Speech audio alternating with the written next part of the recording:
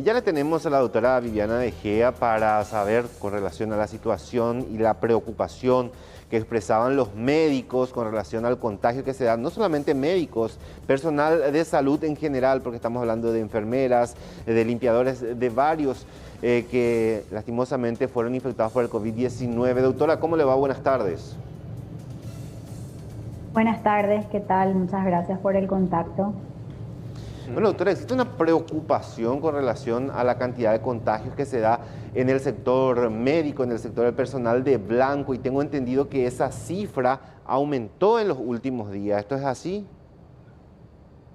Es así mismo como estás comentando, te comento un poco y a la ciudadanía y a tu audiencia que nosotros desde el inicio de la pandemia, la Dirección de Vigilancia de Enfermedades Transmisibles a través del programa de control de infecciones ha iniciado la vigilancia y el monitoreo del personal de salud expuesto al virus.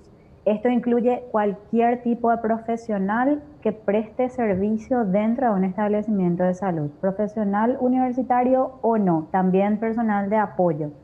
Entonces, nosotros hemos visto de manera sostenida cómo nos mantuvimos en un entorno al 5% de positividad en el personal de salud en relación a los casos confirmados a nivel país. Y así como estabas comentando, al ir aumentando los casos positivos en la población general, también hemos visto un aumento considerable en los casos confirmados en personal de salud.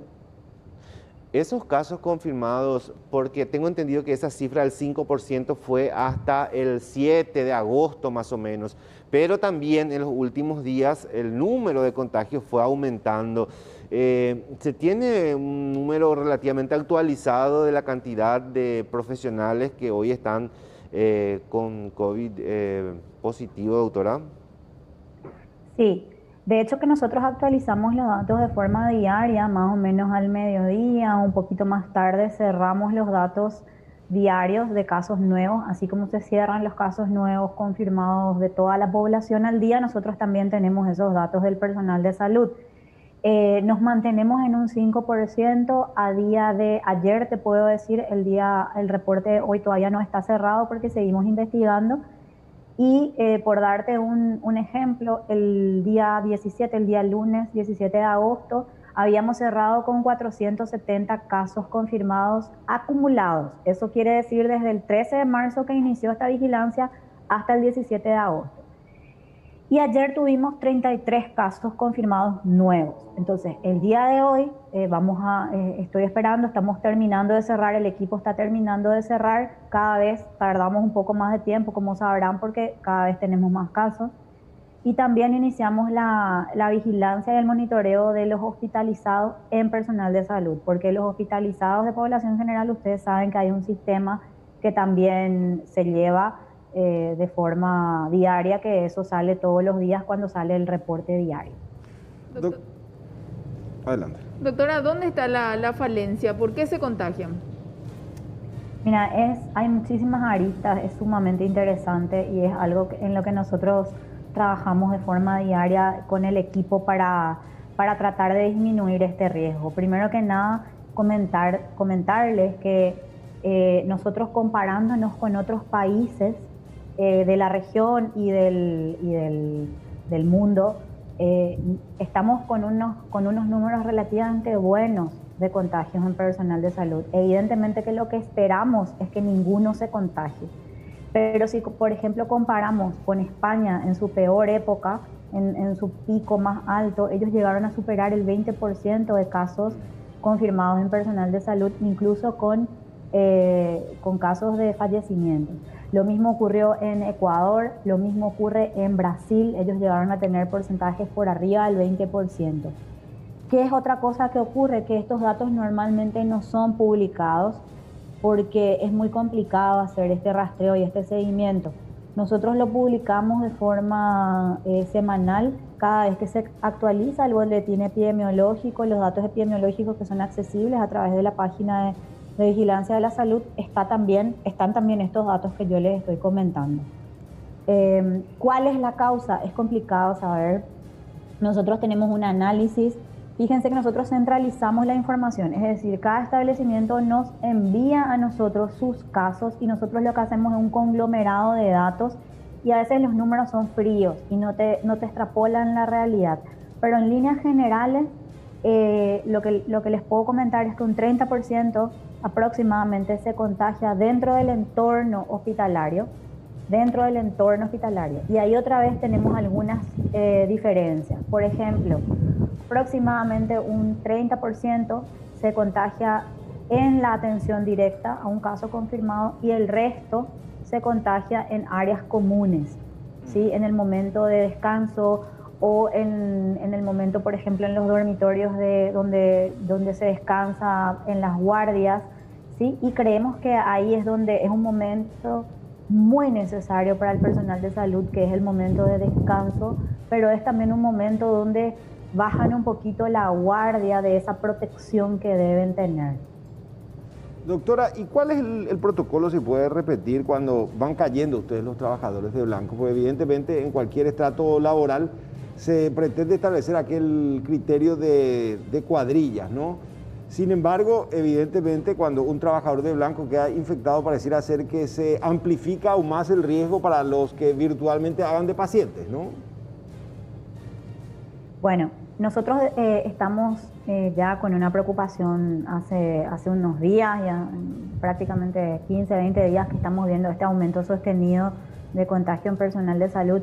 Quiero aclarar que la Dirección General de Vigilancia de la Salud no solamente se encarga de esto, hay varios equipos conformados que hacen la vigilancia de distintos grupos y a mi equipo nos toca hacer este monitoreo.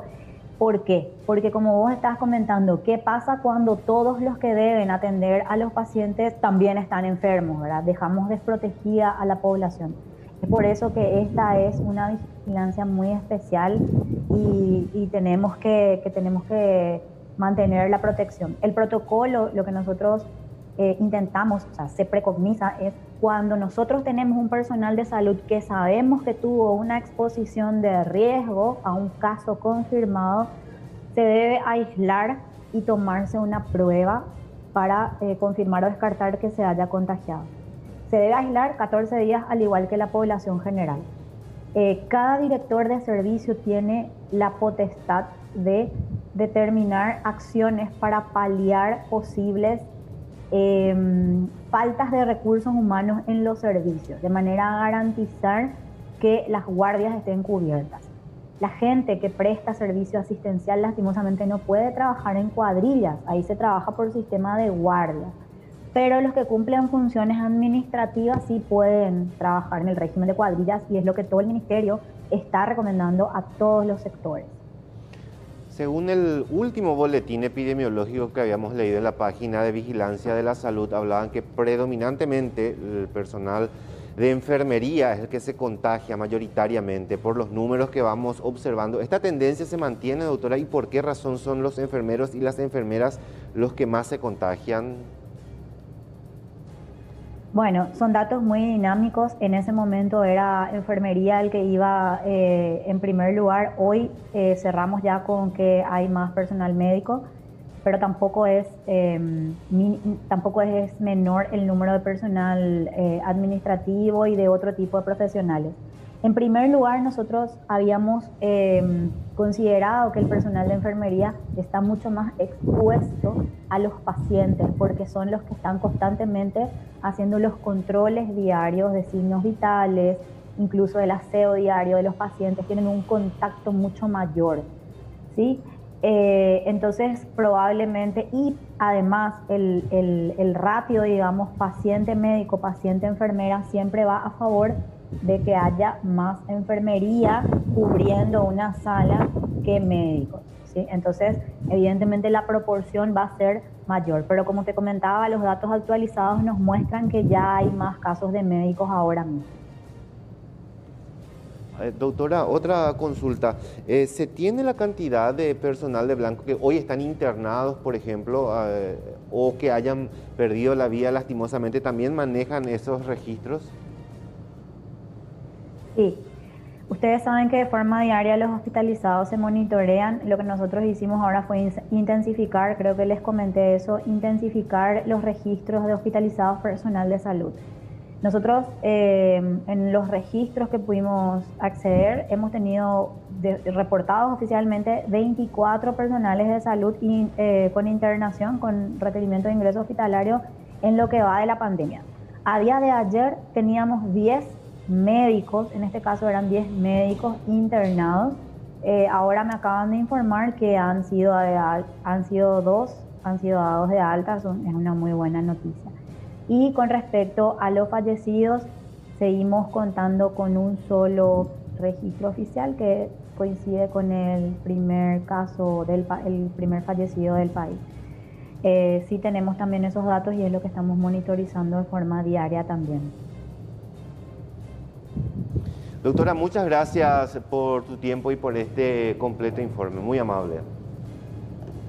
Gracias a ustedes, buen resto de jornada. Gracias, doctora. Bueno, preocupante sin duda, Rodi, los números. Siempre dijimos que agosto iba a ser un mes muy dificultoso, que de hecho lo está haciendo, ¿no? Y lo más preocupante es que estamos hablando del personal que está en la primera línea. Decía la doctora, 10 médicos hasta ayer teníamos internados, 2 fueron dados de alta, quedan 8, 24 teníamos en total, una sola baja felizmente, pero preocupa esta situación, va variando, esto es dinámico. La semana pasada teníamos que el personal de enfermería es el que lideraba la cantidad de contagios, eso se revirtió, ahora ya son los médicos los que están liderando y constantemente y eso va preocupa variando. más porque son verdaderamente los que están ahí, como bien vos decías, como una suerte de barrera para contener, curar y evitar que avance el COVID sobre la población en general, ¿no? 56 de ellos en 3 días. Sí, y más allá de que al hacer el paralelismo decía, en otros países fue peor, pero bueno, no dejan de llamar los números la atención. Gracias, Rodi. Vamos a seguir hablando del COVID.